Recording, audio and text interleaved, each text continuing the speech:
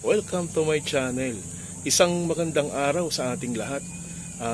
Gagawa tayo ngayon ng kakaibang video. Ipapakita ko sa inyo kung paano magluto ng masarap na ginataang laing o dahon ng gabi na paborito ng mga Bicolano. Shoutout muna sa ating mga subscribers at viewers. Sana patuloy niyo akong samahan. Tara, umpisa na natin. Okay guys, ito ang ating mga ingredients. Gata. Ito ang ating sahog, hipon, daing o tinapa kung meron pwede. Mas maganda kung meron siyang sahog na taba ng baboy pero hindi ko na nilagyan. Merong alamang sili na hindi nawawala sa mga Bicolano. Meron tayong bawang at sibuyas. Lagyan natin ng asin, magic at saka luya at tanglad. Yan. Ang una nating gagawin ay ilalagay natin ang gata. Ito nga palang gata, kung ganito lang karami ang iluluto ninyo na gabi, mga 3/4 nabibili sa palengke gata na siya. Ngayon yung 1/4 na gata, ihiwalay para sa pangalawang gata. Bago mo ahunin, ilalagay yan. Ilagay na natin ang mga sangkap natin. Sili. Itong ating hipon, itong ating daing na hinimay, at itong ating sibuyas at bawang. Isama na natin itong alamang.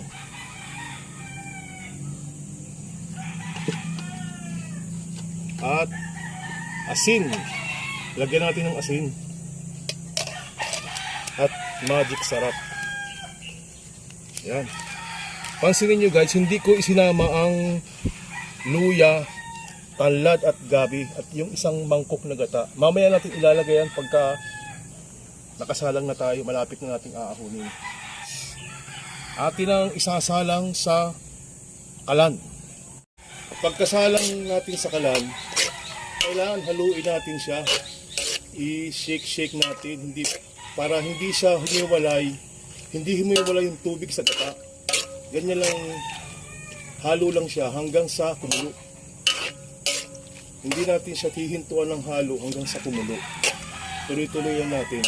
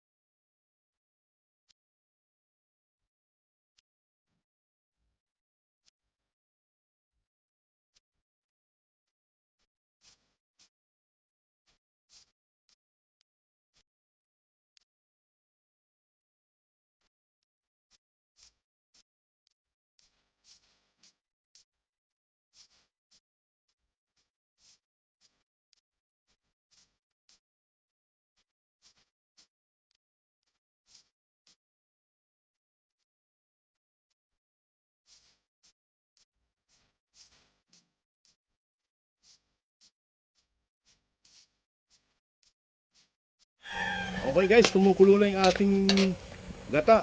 Ilalagay na natin ang ating tanglad at saka luya. Kaya naiwan ng luya at tanglad para yung maiwan yung aroma niya. Atin na rin ilalagay ang gabi o laing. Okay guys, pagkalagay natin ng laing, kailangan wag munang hahaluin. Gawa ng pag hinalo mo agad ang gabi na kalalagay lang, maaari pag naluto ito makati ang laing na ating niluto. Hayaan muna natin siyang malanta ng ilang minuto para siguradong hindi makati.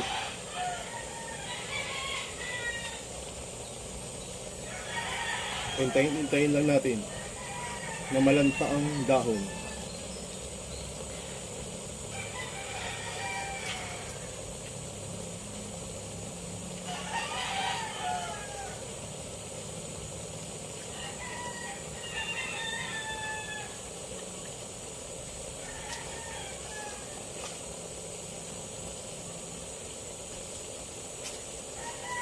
Okay guys, lanta na. Kailangan na nating haluin.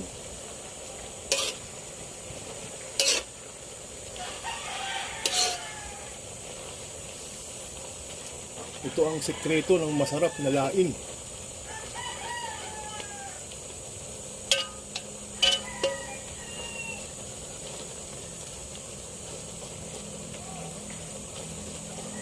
Hintayin nating matuyo ang una nating gata bago natin ilagay yung pangalawa at huling gata. Yan.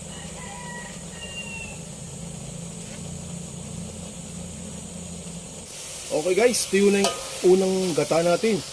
Kailangan na natin ilagay yung pangalawang gata. At yun ang ilalagay.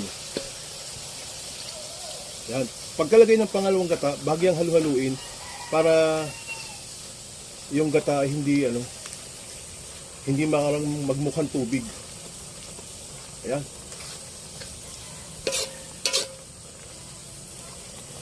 Pwede nyo itong gayahin guys. Pwede nyo gayahin sa pagluluto. Sa tingin pa lang mukhang masarap na.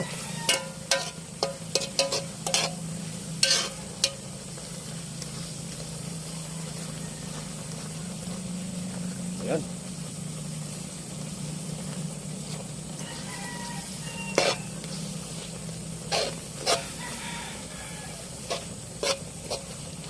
Dahil hinahalo natin yung gata niya,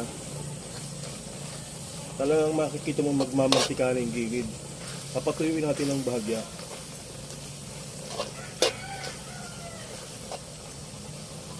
Huli natin nilagay yung lemongrass, tanlad,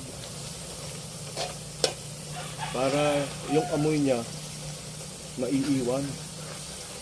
Saka nagbibigay rin siya ng kakaibang lasa na siyang lalong nagpapasarap sa ating niluluto.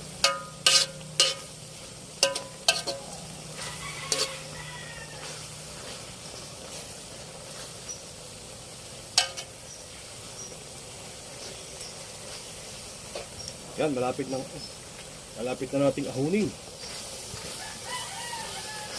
Kita nyo naman, sa tingin pa lang, mukhang masarap pa talaga.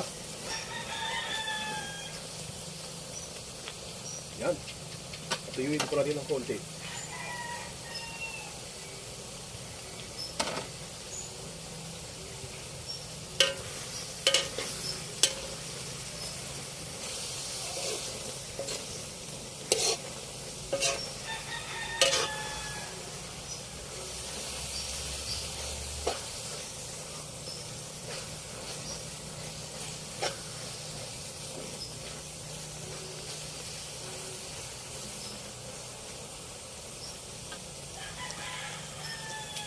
Ating lasahan kung kulang sa timpla.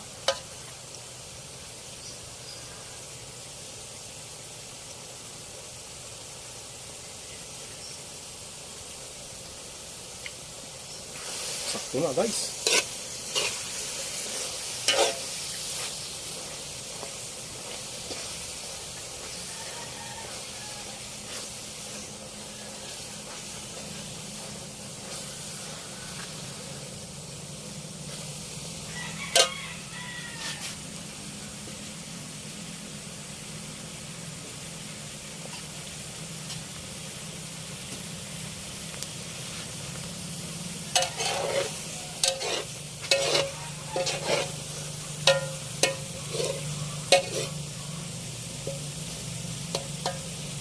Yan.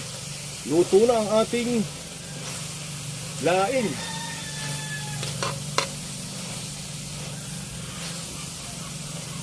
Pwede na nating ahunin. Yan. Atin ang ilalagay sa isang lalagyan. Gayahin nyo ito guys. Tiyak ang kakain ito. Pag niluto nyo, magtatanong paano nyo yung ginawa.